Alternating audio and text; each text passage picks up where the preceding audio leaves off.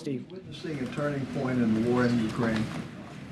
I think what you're seeing is certainly a shift in momentum by the Ukrainian armed forces, particularly in the north. Now, we've been talking about this for quite some days now, this long-planned counteroffensive. It's really two counteroffensives, Steve. You got one in the north and one in the south.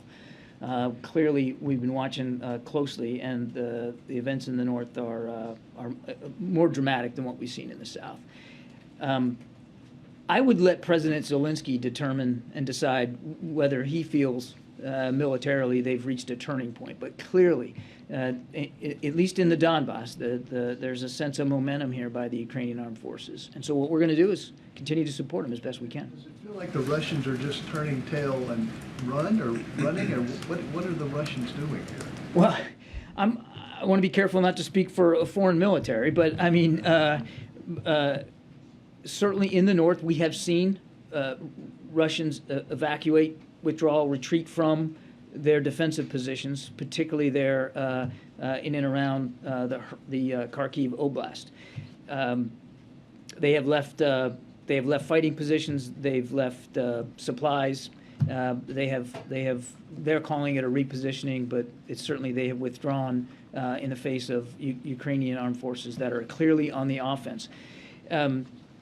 But Steve, obviously, these are some dramatic events we're watching, but it's war, and war is unpredictable. And I think we're going to watch this as closely as we can, but it's really the Ukrainian armed forces that should speak to the progress they're making. Okay, we got to get out of here at 2:35, so go ahead, Jonathan.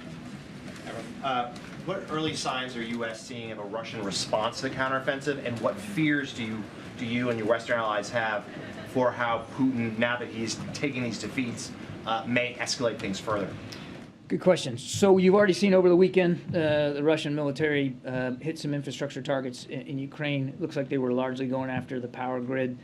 Mixed success, I think. Not all their strikes hit the targets or at least damaged the infrastructure to a maximum degree. But that was certainly what we would anticipate, or what we analyzed as a response to what the Ukrainians were doing up in the north. It remains to be seen what their next steps are going to be here as the Ukrainians remain on the offense up in the north and to continue to pursue a counteroffensive down in the south. They were invaded. They have a right to defend their country and their territorial integrity, and that means going on the offense. It doesn't mean just defending. And Jonathan, I know everybody's focused, rightly so, on what we've been seeing the last few days, but I think it's important to remember that even from the get-go here, but way back in February, in March, the Ukrainians were still on the offense as well as on the defense in this war, and it's a very dynamic situation. Go ahead, Phil. Can I follow up quickly on that? Is there any concern that that Russian repositioning would include repositioning in Armenia because of the response? We have not seen that. What we want to see is the hostilities stop. Now, the Russians apparently brokered a ceasefire overnight that was almost immediately broken. So obviously we want to see there be a ceasefire that can stay in effect.